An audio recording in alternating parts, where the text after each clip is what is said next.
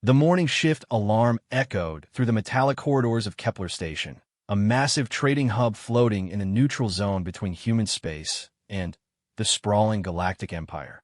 12-year-old Marcus Chun rubbed his eyes as he rolled out of his narrow bunk in the civilian quarters. His parents ran a small shipping business, moving cargo between the outer colonies and the core worlds, and Marcus had grown up among the stars. The station bustled with activity as beings from dozens of species conducted their daily business. Tall, blue-skinned Valtharians haggled over exotic spices with short, furry Grexians. The insectoid Zephyrite clicked and buzzed in their complex language while examining mining equipment. Marcus had always found the diversity fascinating, but today something felt different. There was tension in the air, whispered conversations that stopped when humans walked by. Marcus made his way to the education center where human children attended virtual classes beamed in from Earth. The hallway seemed unusually empty, and the few alien beings he encountered gave him strange looks. Some appeared hostile, their multiple eyes narrowing as he passed. Others seemed almost apologetic. In the education center, Marcus found only 3 other human children present, far fewer than usual. Mrs. Patterson, their teacher, looked worried as she tried to maintain normalcy during the history lesson about early space exploration. The children could sense something was wrong, but none of the adults would explain what was happening. During the lunch break, Marcus decided to explore. He had discovered a maintenance shaft weeks ago that led to an observation deck rarely used by civilians. The deck offered a spectacular view of the shipping lanes, where massive cargo vessels moved like slow-motion dancers against the backdrop of stars. It was a secret place to think and watch the universe go by. As Marcus crawled through the narrow shaft, he could hear voices coming from the observation deck. Adult voices speaking in hushed, urgent tones. He recognized the guttural language of the Korthak, one of the Empire's most militaristic species. Marcus had learned several alien languages during his travels, a skill that often proved useful in his parents' business. He peered through a ventilation grate and saw 3 Korthak warriors in their distinctive black armor. Their reptilian features were set in grim expressions as they spoke about teaching the humans a lesson and showing them their place in the new order.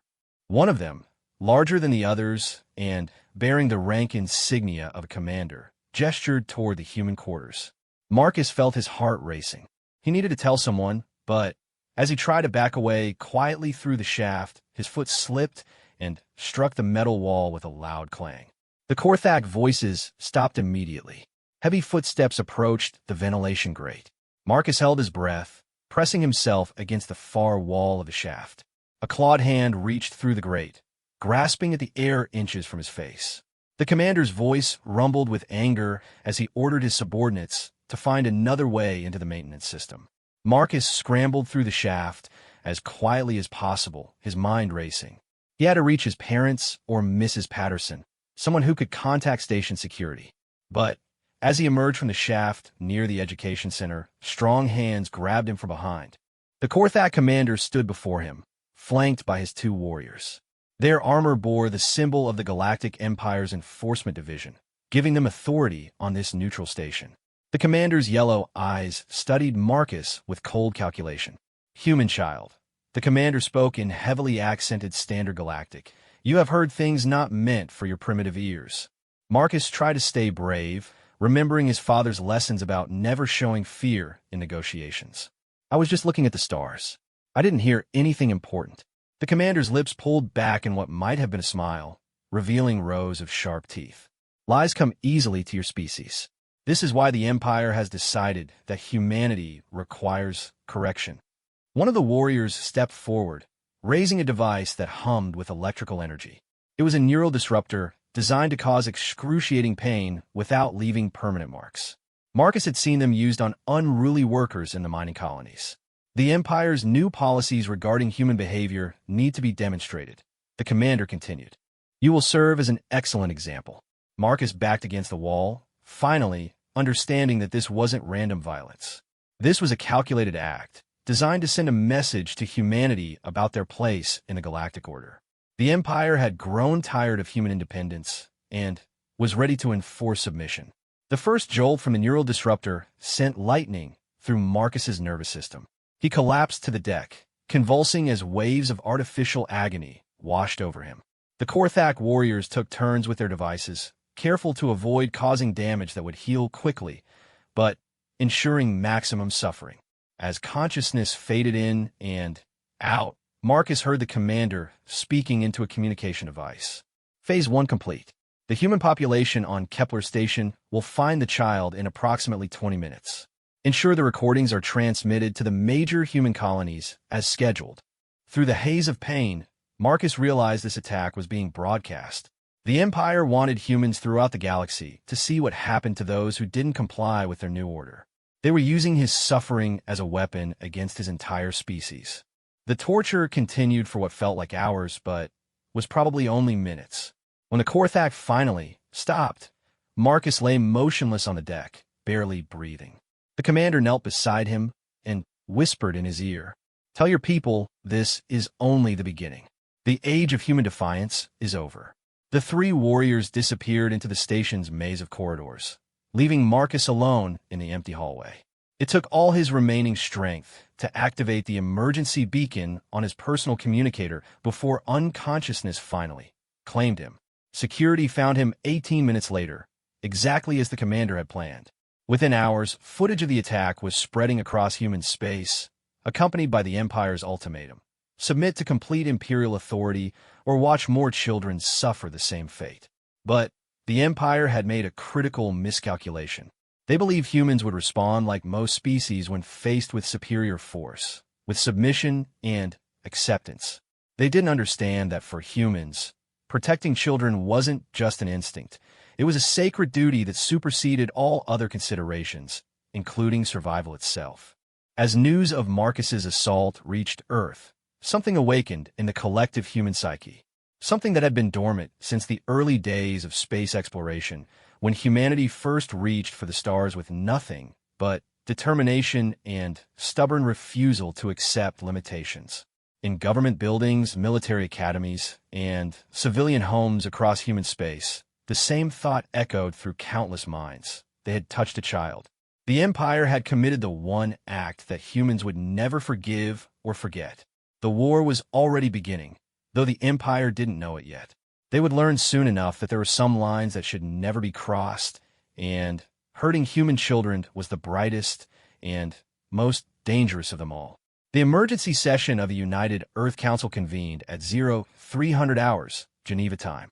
Representatives from every nation, colony, and human settlement had gathered virtually, their faces grim as they watched the recording from Kepler Station for the 5th time.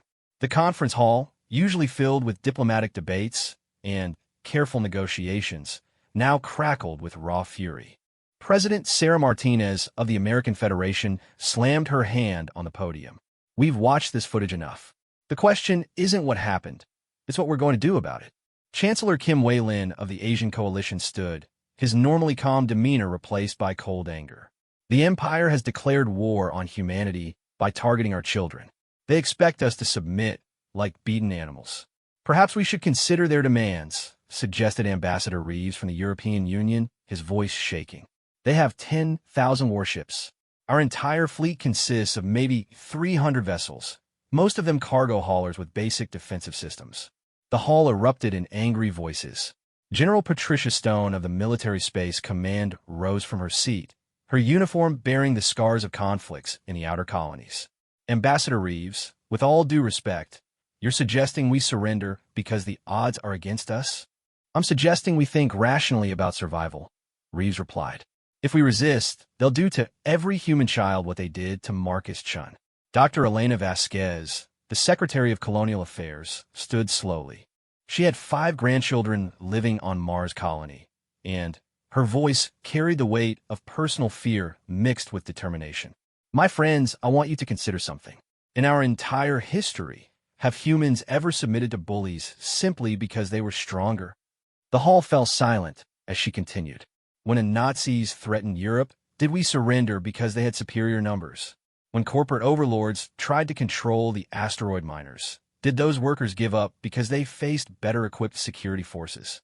When the first colonists faced starvation on Mars, did they come home because the environment was hostile?" Murmurs of agreement began to spread through the assembly. The Empire believes they understand us, Dr. Vasquez continued, her voice growing stronger. They think we're just another species that will bow to superior force. They've studied our trade patterns, our diplomatic protocols, our peaceful nature.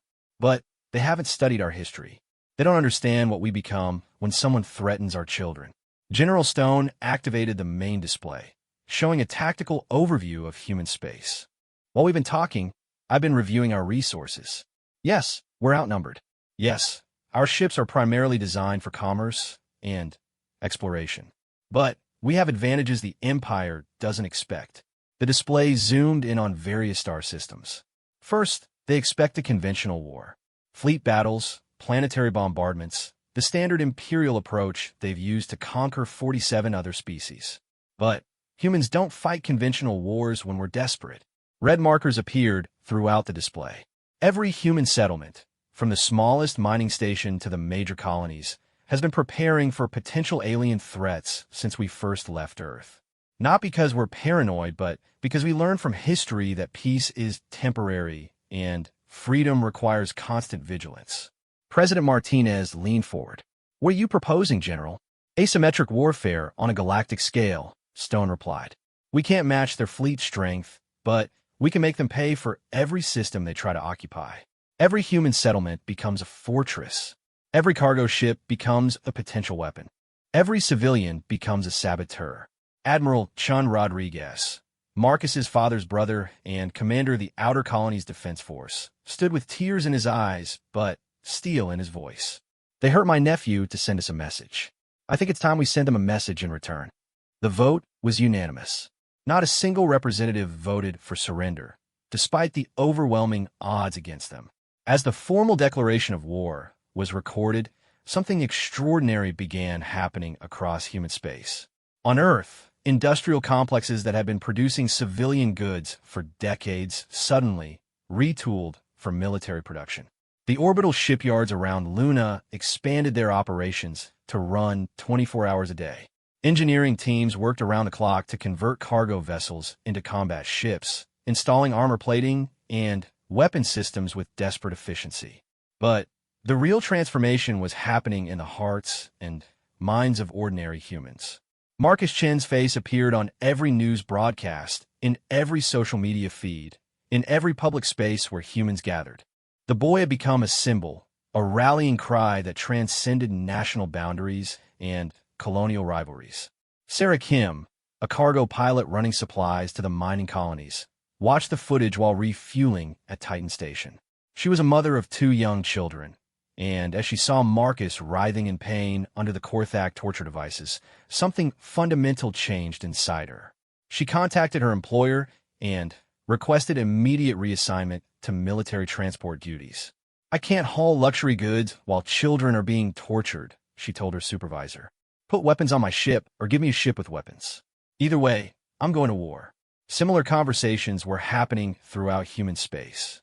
Teachers became military instructors. Engineers became weapons designers. Doctors began training for battlefield medicine. Even children too young to fight found ways to contribute, organizing supply drives and communication networks. The Empire had made a critical error in their psychological warfare. They assumed that showing humans the consequences of resistance would break their spirit.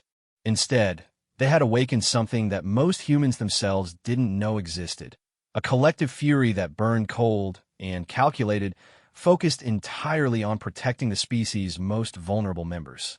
Dr. James Harrison, Earth's leading xenobiologist, found himself in an emergency meeting with military intelligence. His decades of studying alien psychology suddenly became a weapon in humanity's arsenal. "The Empire has never faced a species like us," he explained to the gathered officers. "Most sapient beings develop hierarchical societies where the strong dominate the weak. They assume we're the same. They can't comprehend a species that becomes exponentially more dangerous when children are threatened." Intelligence Officer Captain Lisa Park leaned forward. "Explain what you mean by exponentially more dangerous." "Individual humans might be rational actors who weigh costs and benefits," Harrison replied. "But when children are threatened, humans stop being individuals and become something more like a superorganism. Every human becomes willing to sacrifice everything for the protection of human children, even children they've never met. The Empire is about to discover that they've declared war not just on human military forces, but on every human being in existence, General Stone added. 3 billion people on Earth, 50 million in the colonies, and every single one of them is now personally committed to destroying anyone who would harm Marcus Chun or any child like him. The first human counterstrike launched 72 hours after the attack on Kepler Station. It wasn't a grand naval battle or a dramatic planetary assault. It was something the Empire had never encountered before, a merchant vessel that refused to surrender when boarded. The cargo ship New Horizon, carrying agricultural supplies to the outer colonies, was intercepted by an Imperial patrol cruiser. When ordered to submit to inspection, Captain Rodriguez, no relation to Admiral Rodriguez, opened a channel to the Imperial commander. "My ship carries food for human children," he said simply. "You may take it, but you'll have to kill every human aboard first." The Imperial commander, a Valtharian officer named Essekitor, assumed this was typical human bluster. His boarding party found something they weren't prepared for: a crew that had barricaded themselves throughout the ship with improvised weapons, fighting with a ferocity that defied all psychological profiles of human behavior. The boarding action took 4 hours and cost the Empire 12 soldiers. When it was over, not a single human survived, but the ship's cargo bay had been rigged to explode, destroying both the supplies and the Imperial boarding craft. More importantly, the New Horizon had been broadcasting the entire encounter throughout human space. Captain Rodriguez's final message became humanity's unofficial battle cry. "They may kill us, but they'll never make us submit while children need protection." The Empire began to realize they had misjudged their enemy, but by then, it was too late. The human war machine was already mobilizing, and every day brought new evidence that they faced an opponent unlike any they had conquered before. Across human space, the message was spreading. The Empire had touched a child, and humanity would never forgive them for it. The war that followed would be unlike anything the galaxy had ever seen, because humans fighting for their children were capable of things that defied all rational military analysis. The Empire was about to learn that there were forces in the universe more dangerous than superior numbers or advanced technology: the righteous fury of parents protecting their young. Commander Zekthal of the Imperial Fourth Fleet stared at the tactical display with growing confusion. In his 3 centuries of military service, conquering 17 different species for the Galactic Empire, he had never encountered a pattern like this. Human resistance wasn't following any recognizable military doctrine. "Sir, we're receiving another surrender offer from the humans," reported his communications officer, a nervous Grexian named Pip-Talk. "Another one?" Zekthal's mandibles clicked in annoyance. "That's the 15th this week. What do they want this time?" Pip-Talk consulted his screens. "They're offering to surrender the entire Proxima Centauri system, sir. They say they're tired of fighting and ready to accept Imperial rule."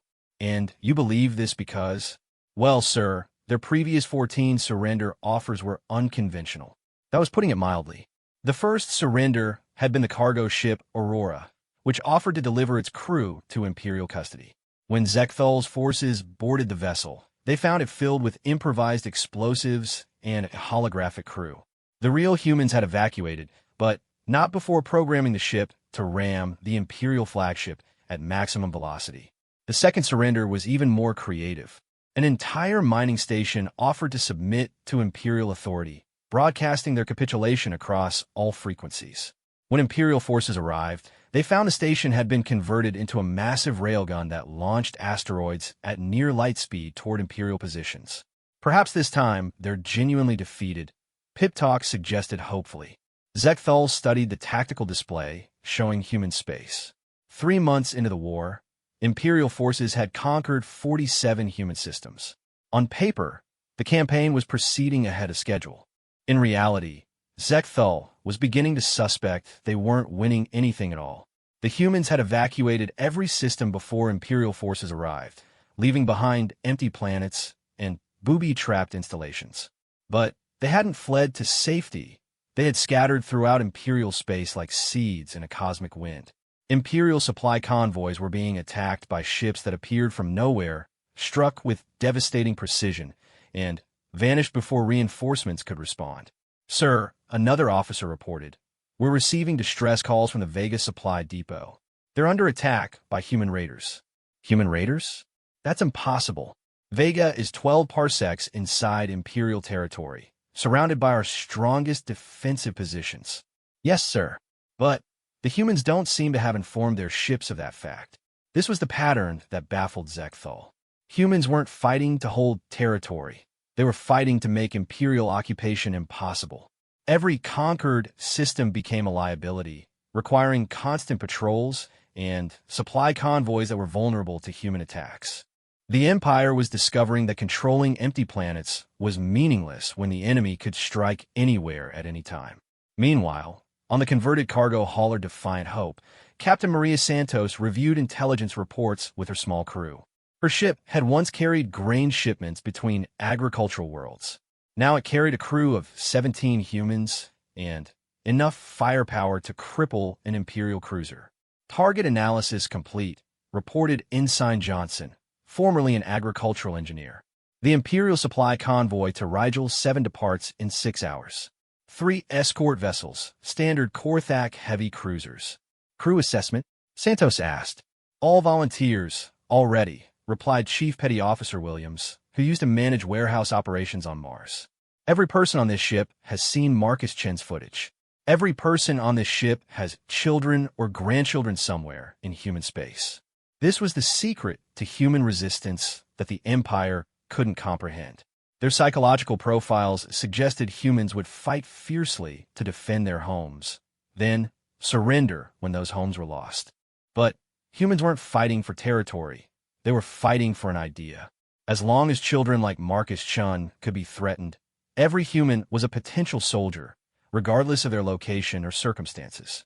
Santos activated the ship's communication system. "This is Captain Santos to all crew. We're about to engage 3 Imperial cruisers with a converted grain hauler and a crew of former farmers and engineers.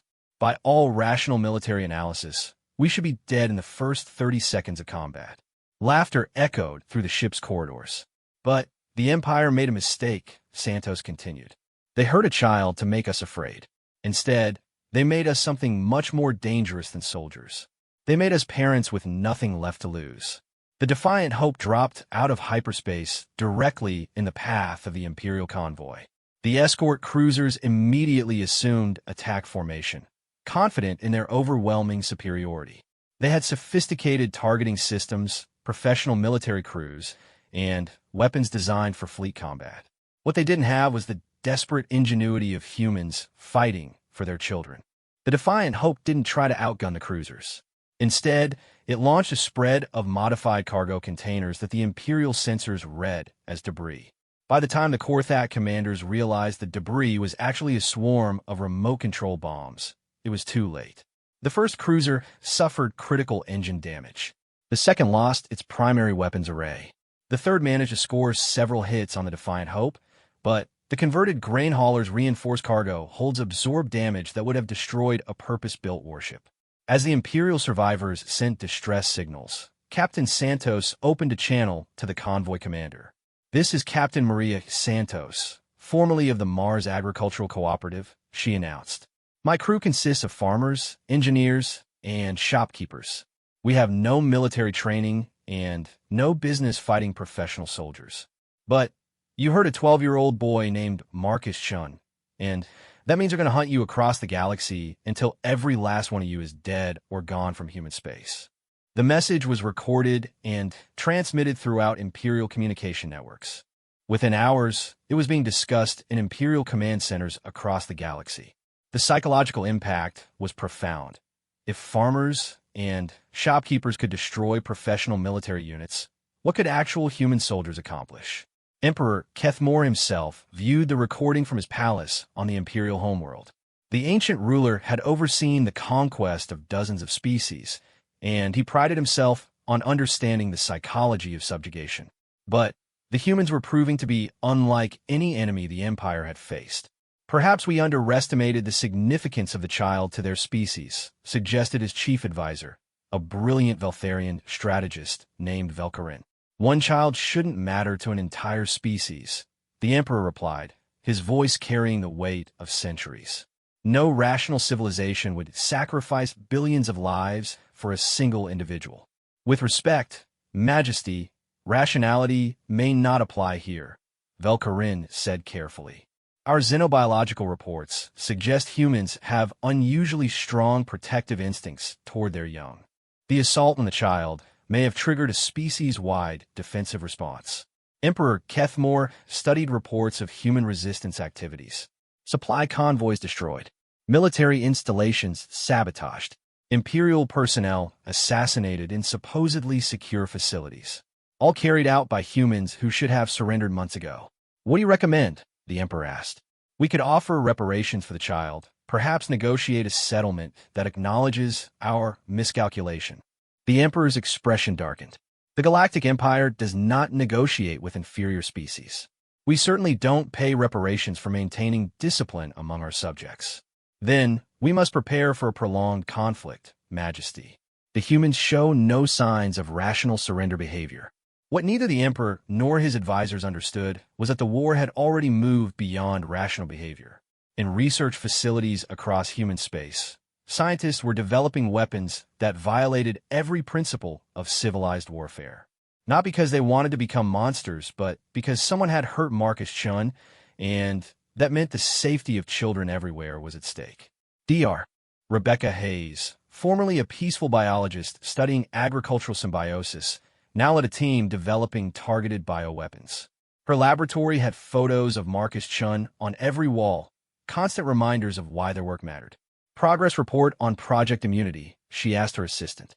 Phase 3 trials complete. The pathogen shows 99.7% effectiveness against Korthak physiology, with zero impact on human or other tested species. Release it. Ready for deployment, Doctor. But are we sure about this? It will kill every Korthak in any infected system. Dr. Hayes looked at Marcus Chin's picture, remembering her own daughter's face when she first saw the torture footage. They chose to make this a war about children. We're going to finish it the same way. Across human space, similar conversations were taking place. Engineers designed ships that could ram Imperial vessels at relativistic speeds. Physicists developed gravitational weapons that could collapse star systems. Computer specialists created viruses that would turn Imperial technology against itself. The Empire had wanted to teach humanity about submission through fear. Instead, they had awakened something that would haunt their nightmares for generations to come. A species that became exponentially more dangerous when their children were threatened. The war was no longer about territory or resources or political control. It had become something much more primal, a test of whether the universe was safe for human children. And humans would do absolutely anything to ensure they passed that test. Admiral Elena Vasquez stood in the command center of humanity's newest weapon, a vessel that officially didn't exist. The Retribution was built in the shadow of Pluto, assembled by teams who worked in shifts around the clock for 8 months. It wasn't designed to win battles. It was designed to end them permanently. Ma'am, we're receiving the final authorization codes from Earth Command, reported Lieutenant Commander Park, her voice steady despite the magnitude of what they were about to unleash. Vasquez looked at the tactical display, showing the Imperial fleet gathered around Kepler Station. 3,000 ships, the largest concentration of Imperial forces ever assembled. They had come to make a statement, to finally crush human resistance by destroying the symbol of their defiance. Kepler Station, where Marcus Chun had been tortured, was to be obliterated as a lesson to any other species that might consider resisting Imperial rule. Status of civilian evacuation? Vasquez asked. Complete as of 20 minutes ago. The last transport cleared the danger zone. Marcus Chun and his family are safely aboard the medical vessel Hippocrates. Vasquez nodded. Marcus had recovered physically from his ordeal, but the psychological scars remained. More importantly, his suffering had become the catalyst for humanity's transformation from a peaceful trading species to something the galaxy had never seen before. Communications. Patch me through to the Imperial Fleet Commander. The main screen flickered to life, showing Commander Zekthal aboard his flagship. The Korthak officer looked tired, worn down by months of fighting an enemy that refused to behave rationally. Behind him, tactical displays showed the overwhelming superiority of Imperial forces. Admiral Vasquez, Zekthul, said, his translator giving his words a mechanical quality. I assume you're contacting me to discuss surrender terms. Actually, I'm calling to give you one final chance to withdraw from human space, Vasquez replied calmly. You have 30 minutes to begin jumping out of this system. Zekthul's mandibles clicked in what might have been amusement. Admiral, I have 3,000 warships. Your entire human fleet consists of perhaps 500 vessels, most of them converted cargo haulers. Are you suffering from some form of mental breakdown? Commander, 9 months ago, you tortured a 12-year-old boy named Marcus Chun to demonstrate imperial authority over humanity. Since that day, my species has done things that we never thought possible. We've committed acts of warfare that horrify us, violated principles we held sacred, and turned ourselves into something we barely recognize. Vasquez gestured to her crew. Every person on this ship has seen the footage of what your people did to Marcus. Every person on this ship has had nightmares about their own children suffering the same fate. We become monsters, Commander, but they're monsters you created. Fascinating, Zekthul replied, but hardly relevant to the current tactical situation. You're right about one thing, Vasquez admitted. We can't defeat your fleet in conventional combat, but we're not going to fight conventionally. She activated a control panel. Computer, initiate Project Damocles. The Retribution began to transform. Sections of its hull retracted, revealing not weapons or armor, but something far more terrifying, an artificial micro-black hole contained within a magnetic field generator. It was a weapon that violated every treaty governing civilized warfare, a device that could sterilize entire star systems. You're insane, Zekthul whispered. That weapon will destroy everything in this system, including your own forces. Yes, Vasquez agreed, but it will also eliminate the largest Imperial fleet ever assembled. 3,000 ships and their crews gone. The Empire will lose approximately 15% of its total military strength in the next 10 minutes. You'll die too. Commander, you tortured child. Did you really think we'd let you leave this system alive? The Imperial fleet began an emergency scatter pattern, trying to reach safe jump distance before the weapon could be activated. But the Retribution had been positioned perfectly, and 9 months of careful planning had anticipated every possible escape route. Admiral, Zekthul said desperately, this is madness. The destruction of my fleet won't end this war. The Empire will send more ships, more soldiers. You're sacrificing yourselves for nothing. Vasquez smiled sadly. You still don't understand. This isn't about winning a war, Commander. This is about sending a message to every species in the galaxy. If you hurt human children, we will hunt you down and destroy you, regardless of the cost to ourselves. She opened a channel to the entire Imperial fleet. This is Admiral Elena Vasquez of the human vessel Retribution. In approximately 8 minutes, this weapon will activate and eliminate every Imperial ship in this system. We take no pleasure in what we're about to do, but you made it necessary when you chose to torture Marcus Chun. The channel remained open as she continued.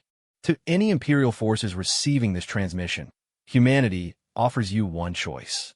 Leave human space forever, or face the consequences. We have built 6 more weapons like this one, and we will use every single one if necessary. We would rather see the galaxy burn than live in a universe where our children aren't safe. Emperor Kethmore watched the transmission from his palace, surrounded by his most trusted advisors. The ancient ruler had seen the rise and fall of civilizations, the conquest of dozens of species, but he had never encountered anything like this. They're willing to commit mutual suicide rather than submit, Velkarin observed. Our psychological models didn't account for this possibility. Majesty, another advisor interjected, we could withdraw from human space temporarily, negotiate a settlement. The Empire does not negotiate with terrorists. The Emperor replied automatically, but his voice lacked conviction. With respect, Majesty, they're not terrorists. They're parents. And, apparently, for humans, protecting children supersedes all other considerations, including survival. On the Retribution, Vasquez watched the countdown timer reach its final minute. Around her, crew members said quiet farewells to families they would never see again. They had volunteered for this mission knowing they wouldn't survive, but also knowing their sacrifice would protect every human child in the galaxy. Ma'am, Lieutenant Commander Park reported, sensors indicate 17 Imperial ships have successfully jumped out of the system. Let them go, Vasquez ordered. They can tell the Empire what they witnessed here. Admiral, Zekthal's voice crackled over the communication channel. My government will view this as an act of unprecedented barbarism. You're destroying any possibility of peaceful coexistence. Commander, you destroyed that possibility when you decided to torture a child for political purposes. What you're about to witness is the consequence of that decision. The countdown reached 0. The artificial black hole expanded beyond its magnetic containment, creating a gravitational anomaly that trapped light itself. The Imperial fleet, despite their desperate attempts to escape, found themselves pulled inexorably toward the event horizon. 3,000 of the Empire's finest warships, along with their crews, simply ceased to exist.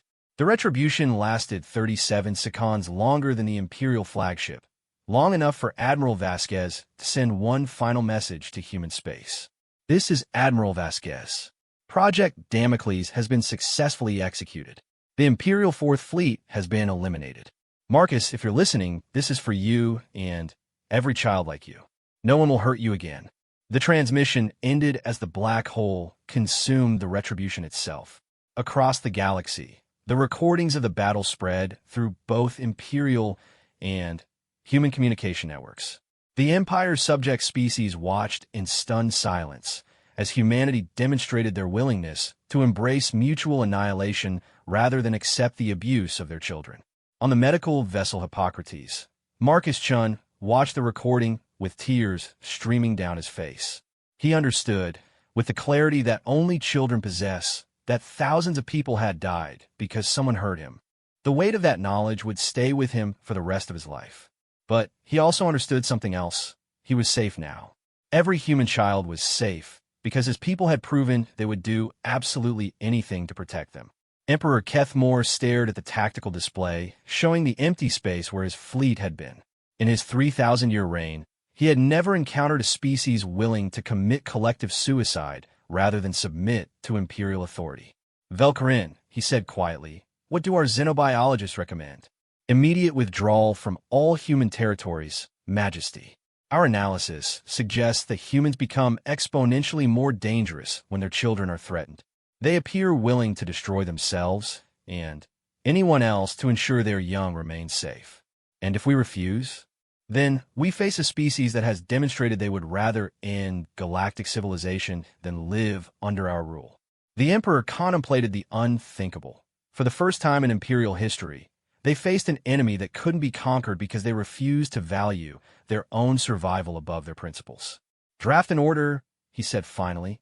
All Imperial forces are to withdraw from human space immediately and send a message to the human leadership. What message, Majesty? Emperor Kethmore looked once more at the empty space where his fleet had died, remembering that it all began with the torture of one small boy. Tell them we understand their message, and that the Empire will never again harm a human child. 5 years after the Battle of Kepler Station, Marcus Chin stood before the Galactic Assembly as humanity's youngest-ever ambassador. At 17, he carried scars that weren't visible to the naked eye, but his voice had become one of the most powerful in the known galaxy. The Assembly Hall, once dominated by Imperial representatives who spoke for subjugated species, now buzzed with the voices of free worlds. Honored delegates, Marcus began, his words translated into hundreds of languages. 5 years ago, I was tortured by agents of the Galactic Empire to send a message about humanity's place in the cosmic order. The hall fell silent. Every being present knew the story, but hearing it from Marcus himself still carried tremendous weight. That torture was meant to break human resistance and establish imperial dominance. Instead, it awakened something in my people that changed the galaxy forever. Ambassador Sikitor, the same Veltharian who had once boarded human ships expecting easy surrender, now served as the reformed Empire's representative to the Free World Alliance. He listened with the careful attention of someone who had learned hard lessons about underestimating human resolve. The Empire made a critical error, Marcus continued. They assumed that superior force was the only language species understood.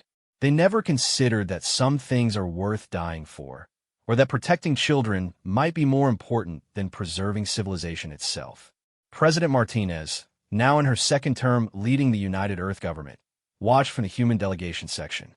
The past 5 years had transformed not just humanity's relationship with the galaxy, but humanity itself. The species that had once focused on trade and peaceful exploration now maintained one of the most feared militaries in known space. Not because they sought conquest, but because they had learned the cost of being unprepared.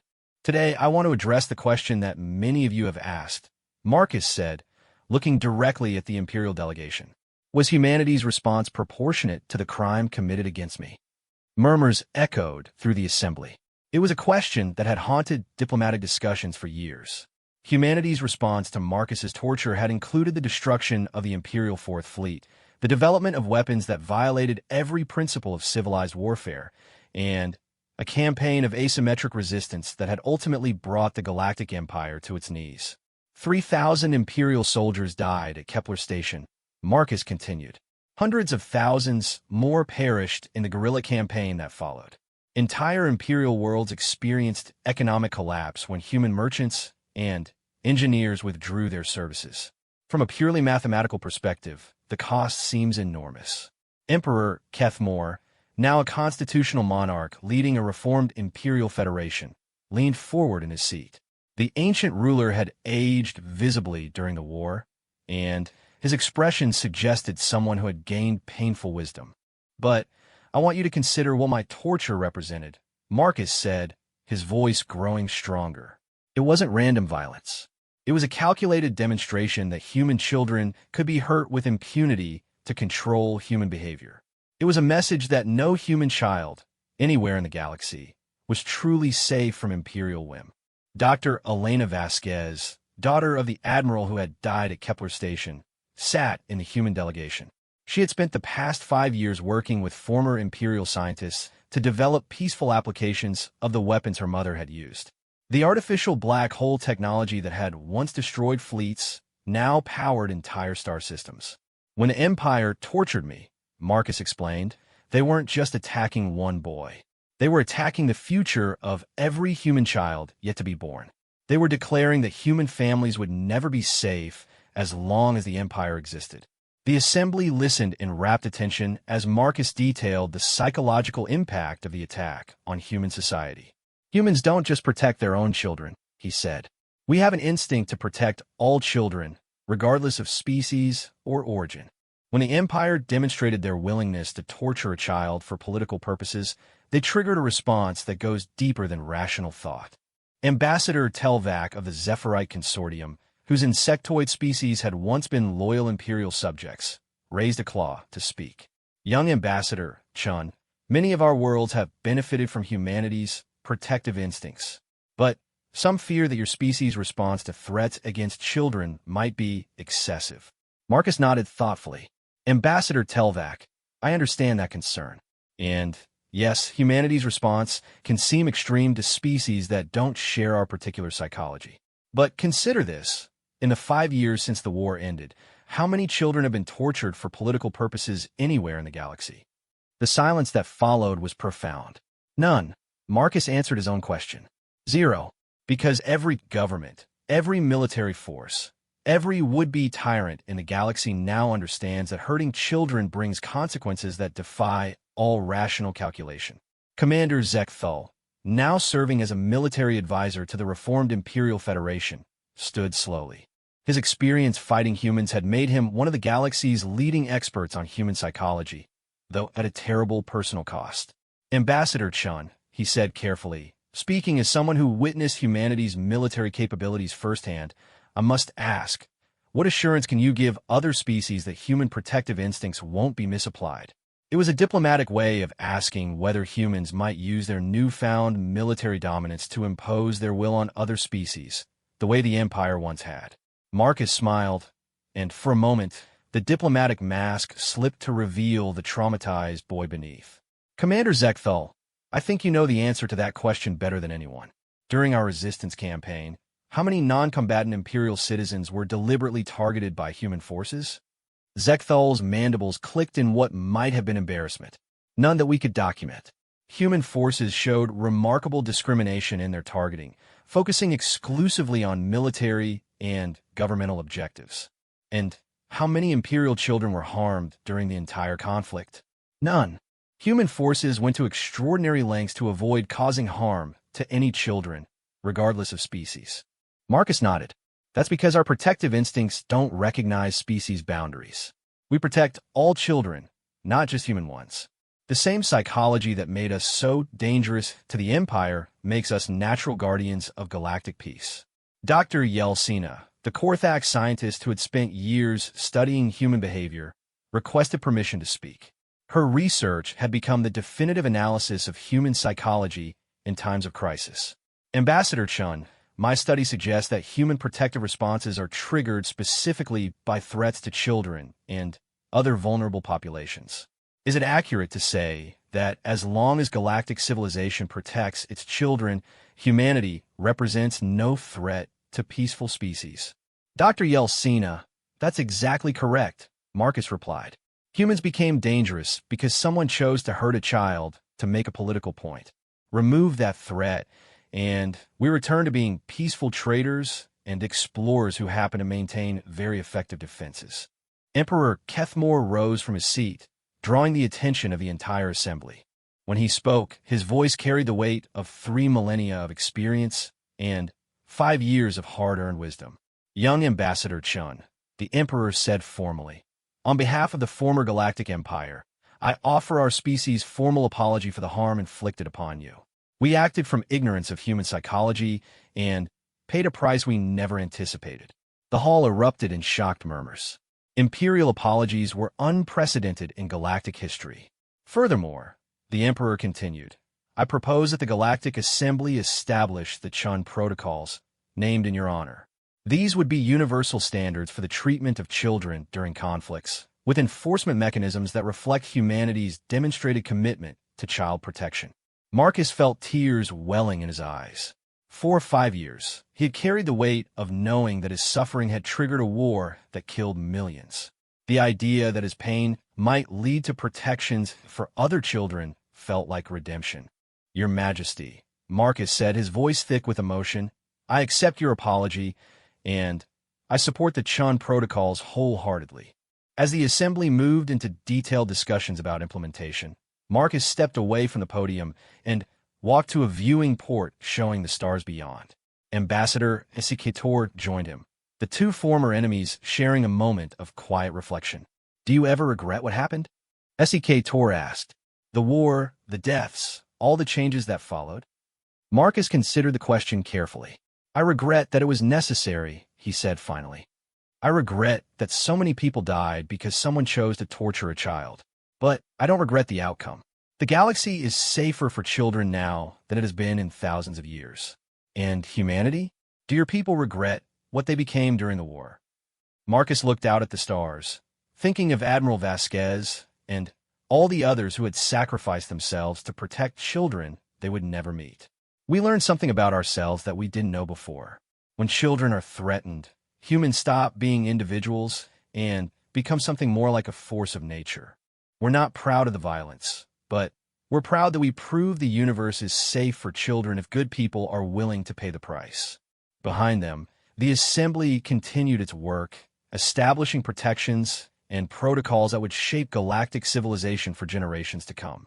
The Chun protocols would become the foundation of a new galactic order, one where the protection of children wasn't just a moral principle, but a practical necessity backed by humanity's demonstrated willingness to sacrifice everything for that cause.